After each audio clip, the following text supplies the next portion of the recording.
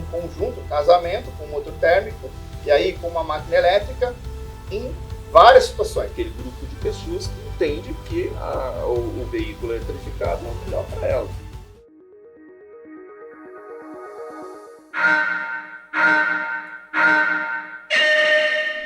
Sejam todos muito bem-vindos, estamos dando início ao terceiro episódio aqui da série do 20º Fórum da Mobilidade da SAE Brasil, seção Paraná e Santa Catarina.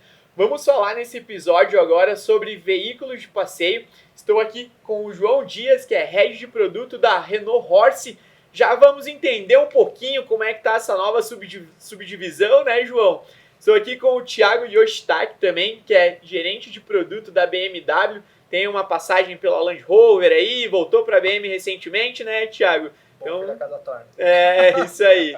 Vamos conhecer um pouquinho da trajetória dele. Estou aqui também com o Roger Guilherme, que é gerente da Way2Zero Center da Volkswagen South America. E aqui um ícone da indústria automotiva, Ricardo Bacelar, que é um grande amigo do meu mentor de carreiras, nosso querido Flávio Padovan. Mestre, um grande abraço. Estava contando aqui nos bastidores o quão grato eu sou pela tua vida na minha trajetória profissional aí. Um grande abraço. Senhores, sejam todos muito bem-vindos. Obrigado. Vai ser um prazer bater um papo com vocês aqui, aprender um pouquinho. E um pouquinho não, né? Pô, falar um pouquinho é até feio, né? Aprender bastante com vocês aí. Então é um prazer recebê-los aqui no Motor e Mentor. João, vamos lá. Indo para essa parte da nova subdivisão, Renault Horse, é algo fresco, né? Como é que está funcionando essa transição e o que teremos de positivo nessa nova mudança aí com relação à baixa emissão? Legal, obrigado pela pergunta. A Horse é uma empresa relativamente nova, vamos dizer super nova, foi criada a partir do dia 1º de julho desse ano. Nossa, muito bom. Então, é uma empresa que pertence ao grupo Renault, é uma nova unidade de negócio, uma empresa separada. E a ideia é que ela ofereça produtos para o mercado com soluções de powertrain, sejam de motores 100% térmicos ou híbridos.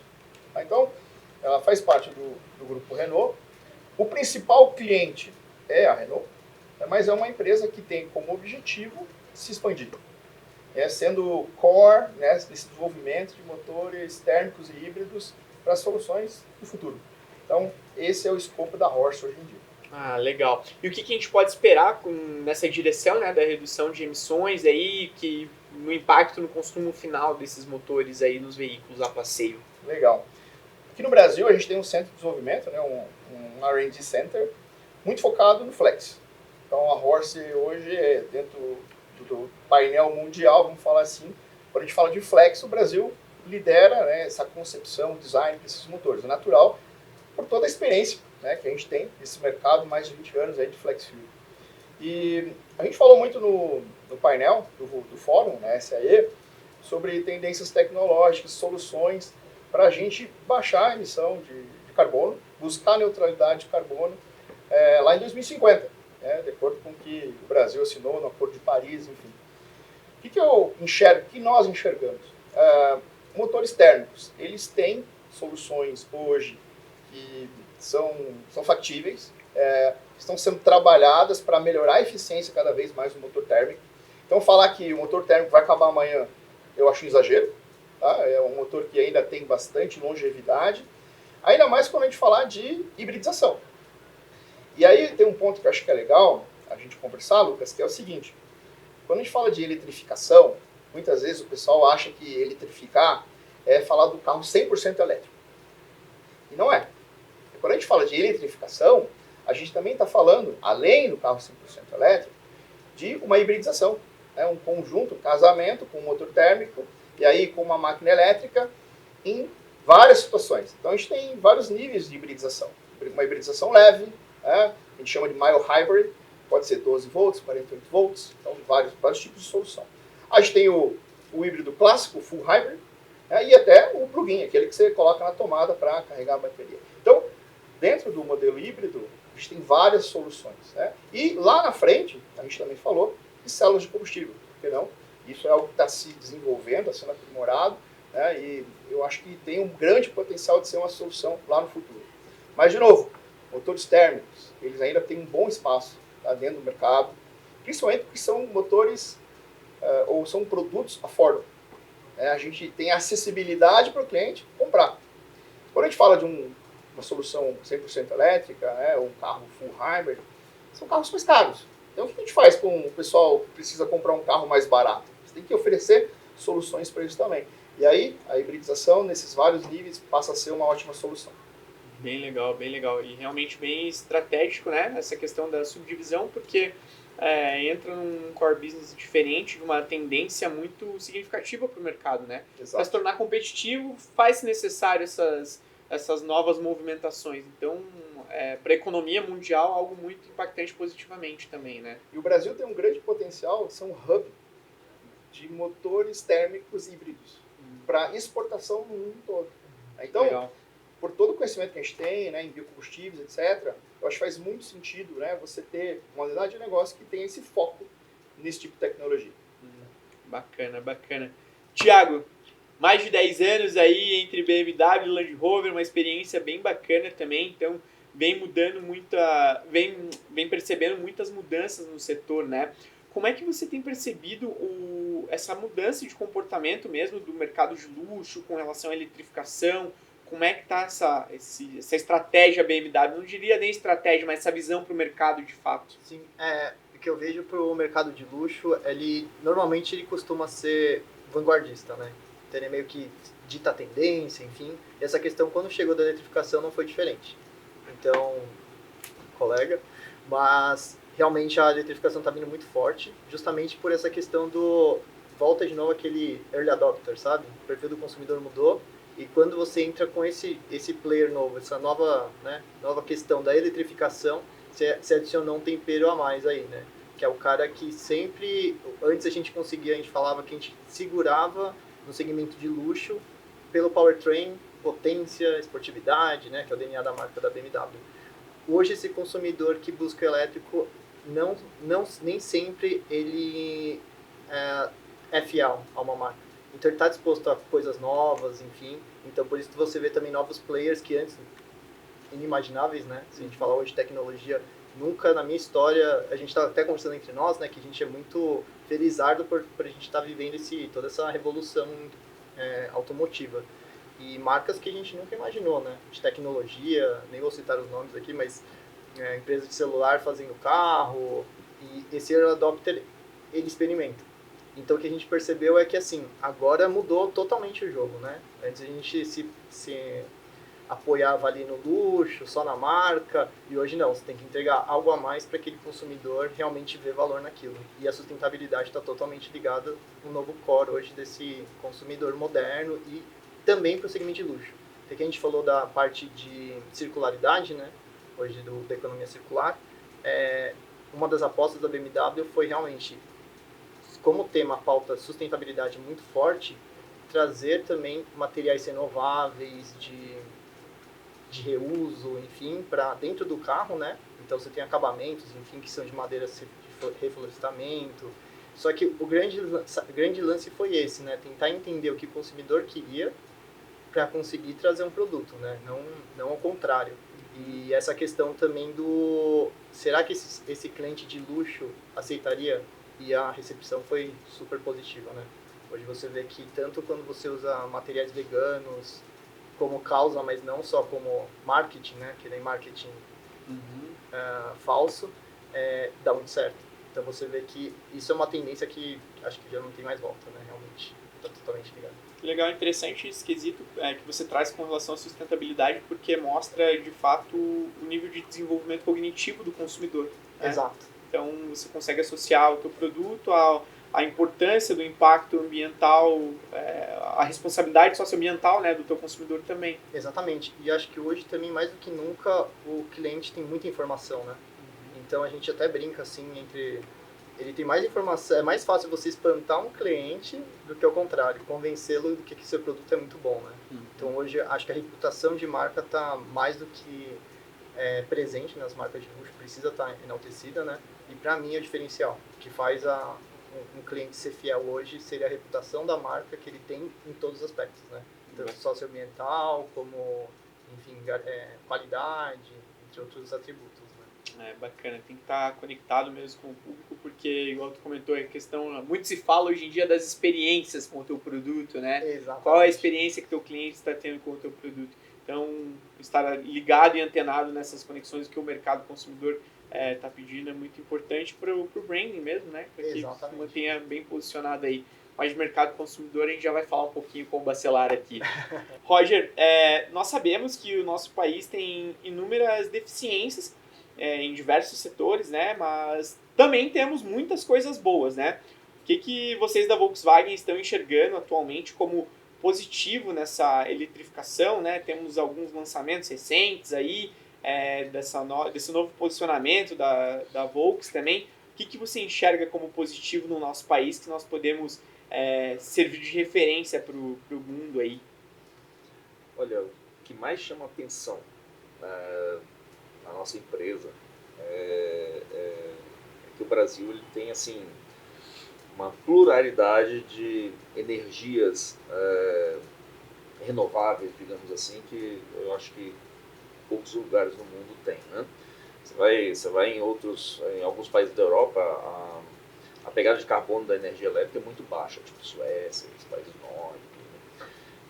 Mas o Brasil, além de ter uma pegada de carbono baixa, o Brasil tem uma pluralidade de energia. Não é só a energia elétrica que tem baixa pegada de carbono. Né? Nós temos a história aí dos biocombustíveis, né? Do ponto de vista de motor ciclo Otto, né? Que são os motores flex. Né? Temos aí a possibilidade do motociclo diesel também funcionar com sistemas de energia de baixo carbono. Então, assim, a vantagem brasileira para a eletrificação é a pegada de carbono baixa. Né? Temos várias dificuldades, realmente. Né? Nós temos aqui uma deficiência de infraestrutura, falando, né, como carros elétricos puros, né, plug-ins, né, que funcionam somente a bateria. Nós temos ainda uma deficiência de infraestrutura bastante relevante. Nós temos aí em torno de 3.000, 3.500 pontos públicos de carregamento, né? E temos aí um mercado, né, que, vamos dizer assim, a grande maioria dos nossos consumidores estão abaixo, em termos de poder aquisitivo, do que hoje pode ser colocado por um veículo elétrico. Então, o que a gente acha? Como o colega da PNW está explicando, né? Os segmentos mais altos, segmentos de luxo, que têm uma conscientização ecológica melhor, eles vão puxar esse mercado. Então, mais uma coisa que eu gostaria de dizer que é positivo no Brasil é que aqui não tem, digamos assim, pelo menos no momento, um grande viés tecnológico. Né? A gente não tem um viés de empurrar uma determinada tecnologia. Aqui tem um viés de empurrar aquilo que for efetivamente sustentável, que for de baixo carbono. Então, o crescimento do mercado para veículos elétricos puros, assim como veículos eletrificados, ele deve se dar pela demanda do cliente. Né? Então, o cliente ele vai puxar o crescimento desse mercado. Né? Então, por isso que a gente quer estar nesse mercado. O nome da empresa é Carro do Povo, né? O povo é todo mundo. Né? Então a gente gostaria de atuar em diversos segmentos e também no segmento das pessoas, né? naquele grupo de pessoas que entende que o veículo eletrificado é o melhor para elas. Seja porque o custo de rodagem é mais baixo, seja por causa de conforto, do ruído que é baixo, ou por causa do espaço do carro que fica melhor, né? Ou porque tem o conforto de abastecer o carro, né, entre aspas, né, de carregar o veículo em casa, não precisar mais ir num posto de combustível. Então, esses são pontos que a gente enxerga que vão trazer aos poucos o mercado do carro elétrico puro também para o Brasil. Isso deve crescer, né, em velocidades menores do que em mercados que estão sendo pressionados a isso. Enquanto isso, a gente faz a descarbonização com um misto de tecnologias, incluindo os biocombustíveis, né? Incluindo, como o colega falou, sistemas hibridizados, né? Com motores térmicos, combinados com motores elétricos para aumentar a eficiência. Então, vamos dizer, são as vantagens do Brasil. Nós temos possibilidade de fazer a eletrificação do modo calmo, tranquilo, puxado pelo cliente, do modo correto, né? Sem desespero falta de materiais, sem pressão no mercado e coisas desse tipo, sem incentivos governamentais, né, de alto custo para a sociedade. Essa eu acho que vamos dizer, não seria uma vantagem, mas é uma oportunidade que nós temos. Né, fazer a descarbonização com a eletrificação também, mas de uma forma mais, vamos dizer assim, saudável. Saudável, exatamente. Isso é muito colocado em discussão em metodologias ágeis de projetos, né? Do quão viável é você ter um sprint num projeto e ter que refazê-lo 4, 5 vezes, sendo que muitas vezes um projeto, uma gestão de projetos convencional seria mais efetivo do que uma metodologia ágil. Né? Acho que a grande resposta para a gestão de projetos é justamente essa hoje. Então, realmente, de fato, nosso país é privilegiado com relação à nossa matriz energética e acredito que isso a gente pode explorar de forma muito positiva nessa hibridização, se assim podemos dizer, né? Bacelar, prazer estar contigo aqui. É todo meu. Mediou a roda de conversas na plenária principal aqui no 20º Fórum da SAE. Conta para nós um pouquinho, né, além dos teus 20 anos de experiência, essa adaptabilidade toda que a mobilidade vem passando, um novo perfil de consumidor, como que você percebe essa nova movimentação, esse novo comportamento, de fato, do consumidor com relação à eletrificação do veículo a passeio? Bom, só fazer uma ressalva, porque você fala 20 anos de experiência, o pessoal vai perguntar, cadê o resto? De indústria automotiva, então, desculpa. Brincadeiras à parte, quem já assistiu palestras minhas e entrevistas, geração de conteúdo diverso, está acostumado, eu uso muito um jargão que eu digo que o cliente é o nosso patrão. Parece um negócio óbvio, mas faz uma diferença gigante. Porque isso representa, e vocês viram todos três, quando responderam, usar a palavra cliente pelo menos uma vez. Se você entrevistar 10 pessoas da indústria, 11 vão falar cliente no meio da sua resposta. Porque no meio de toda essa transformação bastante profunda que a indústria vem desenvolvendo ao longo dos últimos 10, 15 anos, pelo menos, tá? Várias coisas têm mudado, mas talvez algo que é uma essência muito sutil, mas muito relevante, é que a gente saiu de um modelo que a gente chamava de product-centric, ou seja, a indústria dirigia o que o consumidor ia consumir. Né? E isso ficou famoso, caracterizado por uma frase que viralizou, né? Viralizou naquela época, não existia, mas uma frase do Henry Ford, lá nos primórdios, na época jurássica da indústria, que falava: o consumidor pode comprar qualquer carro, desde que ele seja preto. E no caso do Henry Ford, Ford. Por quê? Porque só tinha carro preto. Sim. Então a indústria, ela definia o que o consumidor ia consumir, ou podia consumir. E a gente migrou para um modelo customer-centric, onde o consumidor é o patrão. Então, se você não tiver a competência de fazer a leitura correta do que o consumidor quer, a sua chance de fracasso é gigante. Então a indústria penou para fazer essa transição, porque imagina, isso estava enraizado em 90, 100 anos da indústria. E mudar não é simples isso, né? Até porque requer muito conhecimento, muito estudo. Eu também costumo comparar muito com uma relação afetiva normal entre nós. Né? Aqui no caso só tem homens, ou podem buscar um par, um esposo, uma mulher, ou o que seja. O que você faz? Qual é o teu primeiro papel? Estudar aquela pessoa. Você, às vezes, nem percebe que faz isso, mas você faz, é o ato da conquista. Então, hoje em dia, você vai lá, stalka na mídia social, você pergunta quem conhece, vai traçar, ela gosta de rosa, ela gosta de chocolate, ela gosta de filme. Por quê? Porque você quer agradar, você quer conquistar. O que a indústria quer o consumidor? Conquistar. Então, se você não souber fazer esse exercício bem feito, você não vai ser bem sucedido. E dentre essas questões, você precisa saber ouvir. Se você não der ouvidos ao seu consumidor, como é que você vai aprender o que ele quer? Né? Outra questão muito importante que a indústria aprendeu, hoje, e eu conjugo no passado, porque ao longo desses anos, eu fui, né, meio que como um espectador assistindo essa evolução, o consumidor gosta de escolha. O consumidor não gosta de nada que é impingido a ele. Né? Eu costumo lembrar aqui, né, usando um exemplo microscópico nessa história, que lá nos anos 90, a gente tinha um problema, uma característica do mercado, que a maior parte dos carros ou era preto, ou era branco, ou era prata. Gente, olha como isso mudou. Sim. E isso mudou porque a indústria usava essas três cores, tinha lá os seus motivos. Até custo de produção, volume, enfim.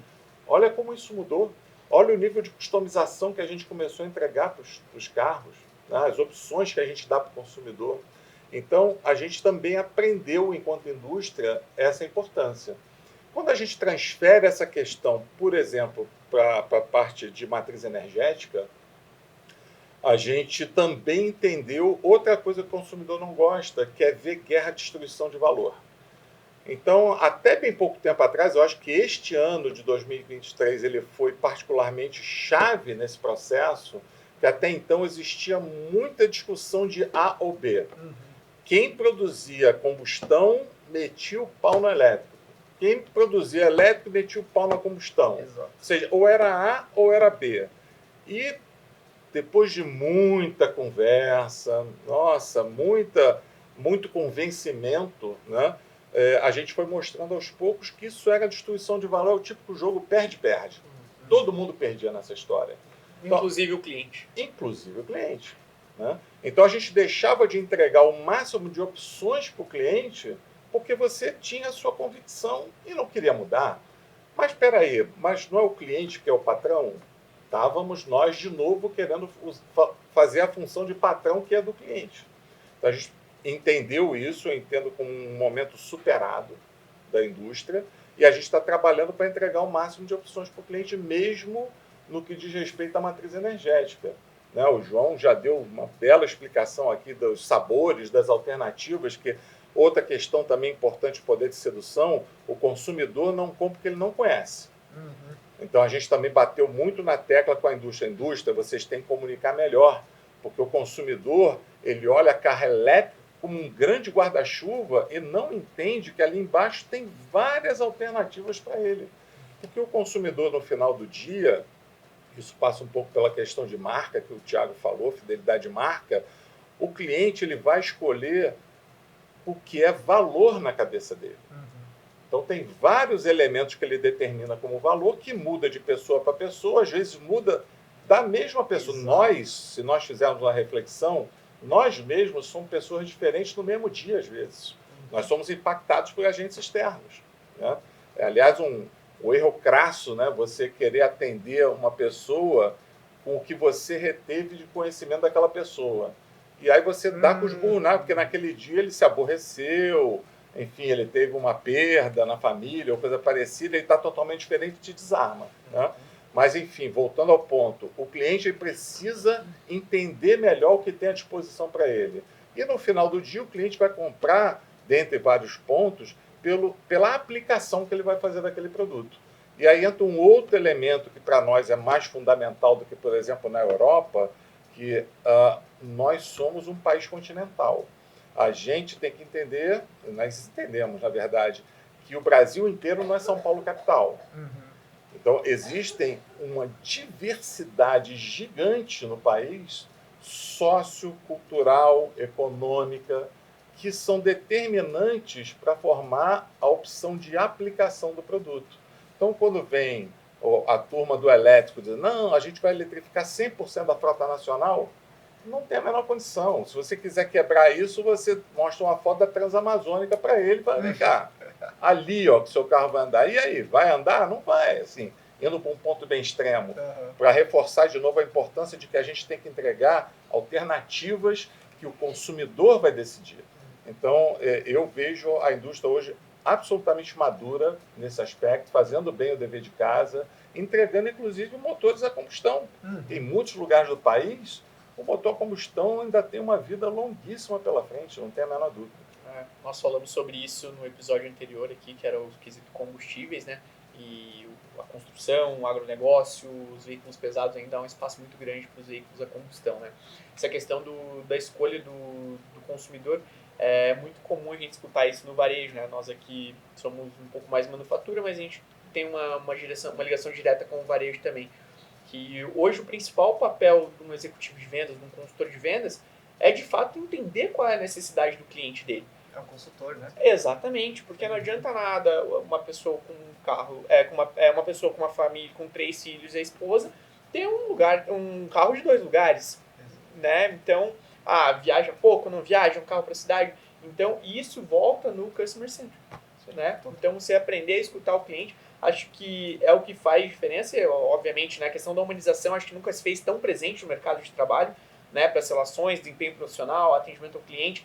É o que vem dando muita voz para as empresas, né? Então, essa questão da humanização, essa questão da influência por pessoas e não somente por marcas também, é algo que a gente vê uma movimentação muito grande, não só no mercado automotivo, mas na economia brasileira como um todo também, né? E tem até um outro ponto, só para completar, né, que o Thiago trouxe, que é a questão do acesso à comunicação. Legal. Então, hoje a internet trouxe um poderio de acesso à comunicação gigantesco para o consumidor final. Ele, normalmente, via de regra, ele chega na loja para fechar um negócio muito bem informado. Então, se você não estiver preparado, bem preparado, você vai decepcionar o cliente. Em vez de você ampliar a sua possibilidade de fechar um negócio, você vai reduzir. Sim, com certeza. Porque ele vai se sentir absolutamente decepcionado. Ele vai se sentir desprestigiado. E isso é outra coisa que o consumidor não suporta. É se sentir desprestigiado. Então, olha o nível do desafio que a gente tem hoje para atender bem o cliente. Com certeza. É uma equação difícil de fechar, tem muitas variáveis juntas. Além da competitividade também, né? Sem falar da concorrência, né? Primeiro a gente trata os problemas dentro de casa para depois olhar para o mercado de fora, O que a né? gente fala muito, complementando também, o Bacelar é que a gente fala assim, né? Hoje a era digital é muito rápida, né? Sei lá, muda toda hora, constantemente. Só que ainda a gente vive ainda na era industrial, né? Então, quando você casa isso falando, quero mudar toda hora, sendo que seu plano de 5 anos já está fechado. Você não consegue mais fechar com fornecedor, enfim. Isso é um que a gente Tinha um sofre, termo antigamente que chamava massificação da customização.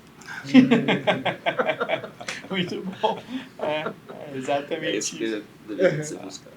E atender o consumidor, atender uma pessoa é como comprar um presente para sua namorada ou sua esposa, né? É isso aí. Você tem que conhecer, porque você pode errar naquele sapato que você achou que era o certo, mas tá aquela fivela. Olha que a mulher ainda tem mais chance de acertar. Namorada, pretendente, é mais difícil. Você não está no dia a dia. Né? Finge que gosta. Eu digo pro pessoal que trabalha comigo lá, eu tiro um departamento da Volkswagen para trabalhar com descarbonização. A gente não tem que forçar a descarbonização. Na verdade, a gente tem que descarbonizar aquele produto que o cliente quer. Não tem que entrar com temas ou com características de veículo que vão ser forçados a ele. Não, o cliente diz o que ele quer, a partir disso a gente tem que descarbonizar esse produto. Se ele quiser elétrico, se ele quiser... A gente vai combustão, trabalhar se ele soluções quiser para atender o exatamente. cliente. Se ele quiser carro alto, eu falei lá no fórum agora, não, de repente podemos baixar o carro, mas se o cliente quiser carro alto, eu não tenho que fazer. Não, tem que fazer. Eu tenho que vender o carro alto. A minha função é atendê-lo. Então nós temos que descarbonizar o carro alto. Mas sabe que o motor e mentor, Roger, eu passei por isso, porque eu surjo com a empresa de treinamentos e consultorias, dou de cara em 1001 empresas tomando só não, e o mercado me obriga a virar um hub de criação de conteúdos. Então, muitas vezes, e hoje, zero arrependimentos. Por quê? Porque me mostrou que eu tinha diversas outras oportunidades em algo que talvez eu não estivesse preparado para aquilo ainda. Então, vai abrindo aí, né, saber escutar, ver o que, ter humildade, eu acho, né, Bacelar, de ver, não tá dando certo, o que tá funcionando, o que meu cliente espera de mim, para o resultado ser positivo no curto, médio e longo prazo também, né? Você vê o tamanho desse desafio, né, ampliando, você vê tudo empresa global. Tá? Aí você desenvolve uma estratégia global. Se você não tiver uma visão minimamente regional, a gente está falando de entender o cliente, como é que você vai desenvolver uma estratégia global? Eu não vou ficar citando o país aqui, porque senão vai dar o nome aos bois, mas enfim, lá na matriz, essa estratégia aplica lá no Brasil. Gente, aqui no Brasil a gente precisa ter visão regional por região do país. Como eu tinha falado, o país é gigante. Se fosse um país pequeno, talvez tivesse mais facilidade. Mas olha o tamanho do desafio para empresas globais como as que atuam hoje no mercado. É você conseguir ter esse olhar mais qualificado sobre o desejo do cliente no espectro mais microscópico que você puder. Então, o tamanho do desafio é muito grande. Legal. E você tem que oferecer várias soluções para esse cliente. Acho que você foi muito feliz quando você falou que não é uma discussão de A ou B. É A e B. E C e D. Exatamente. Perfeito. Muito bom. A gente tem muito, sempre falo isso, a gente tem muito conhecimento para medir custo. Nós de engenharia, o custo e tal, mas a gente tem pouca percepção, talvez, de valor. Isso que precisa melhorar. Legal. Senhores, eu costumo dizer no meu podcast aqui que se deixasse a gente ficaria 2, 3 horas conversando, que assunto eu sei que Fácil. tem, né? Sem dúvida.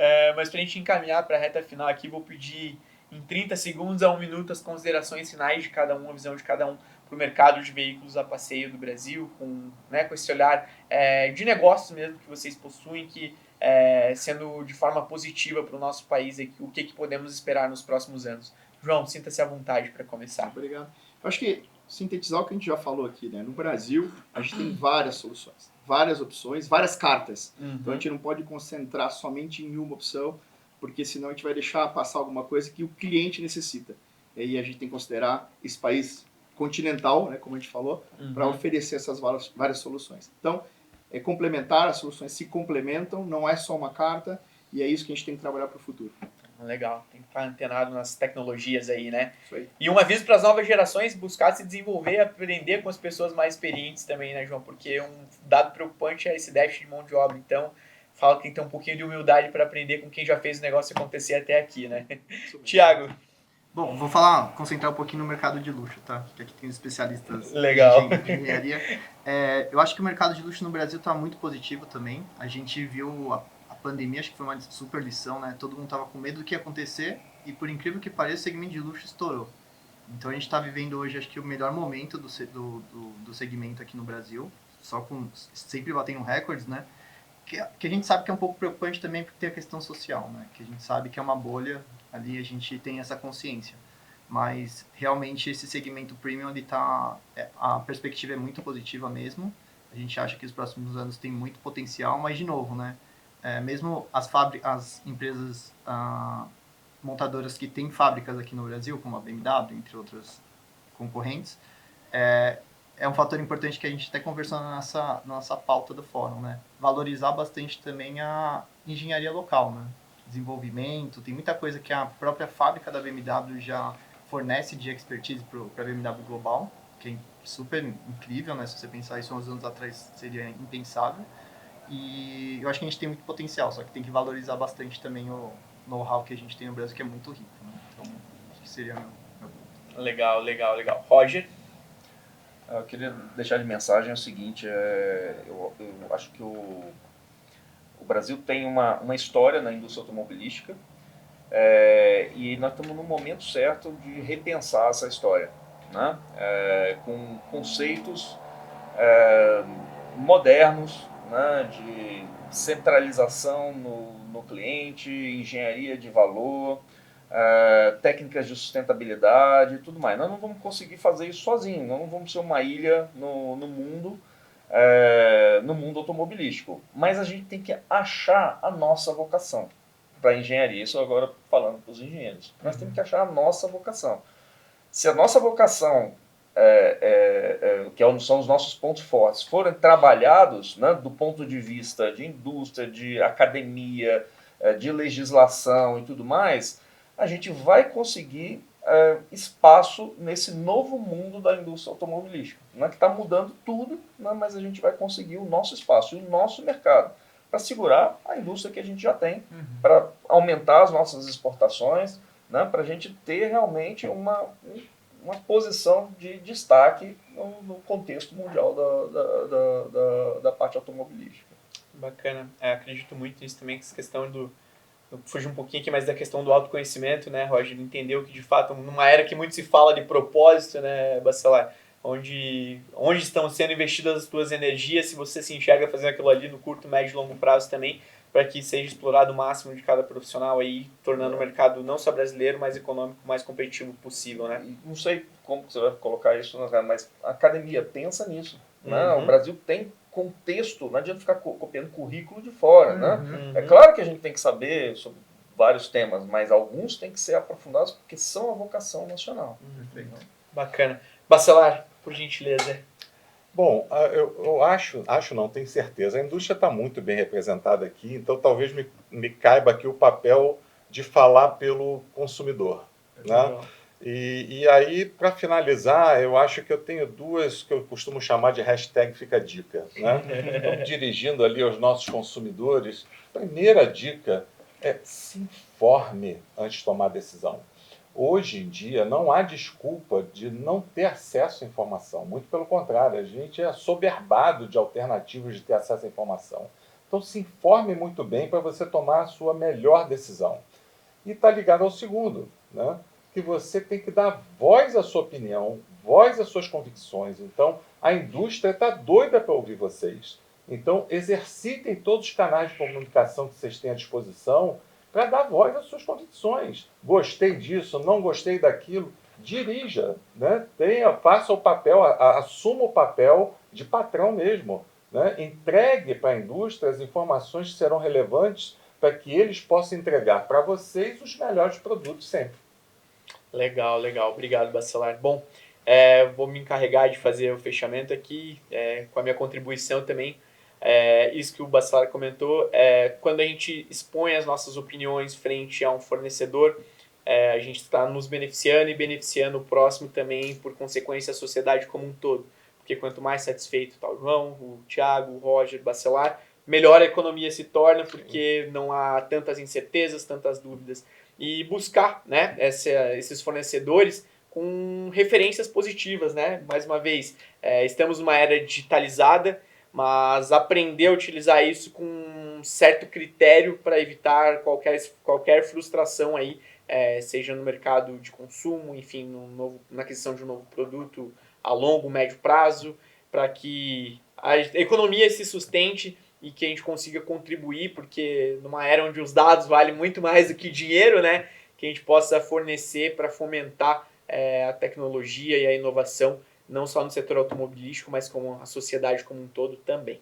Isso aí, Lucas. Senhores, muito obrigado pela participação, Obrigado, foi um prazer Lucas. recebê-los aqui. Saibam que o Motor e Mentor está sempre de portas abertas para quando quiserem estar conosco, compartilhar conhecimento, só avisar que estamos aí para dar voz à nossa indústria que tem tanto poder aí, tá bom? Perfeito, Tá obrigado, ótimo. Um viu? grande abraço a Obrigado. todos. Um abraço. Vamos encerrando por aqui o terceiro episódio aqui da série do 20º Fórum da Mobilidade da SAE. Igual eu comentei com vocês no início aqui, é um grande aprendizado, um grande conhecimento na mesa. Espero que, assim como eu, vocês também possam ter aprendido bons conhecimentos aí. E se você ainda não é inscrito no nosso canal, se inscreve, deixa o like, compartilha. Eu sempre esqueço de fazer isso, Bacelar. Aprendi no papo de garagem lá que eu tenho que fazer mais vezes isso. Se inscreve no nosso canal, compartilha para que a nossa mensagem chegue cada vez mais longe. Seguimos acelerando, um grande abraço e até breve. Tchau, tchau. Tchau, tchau.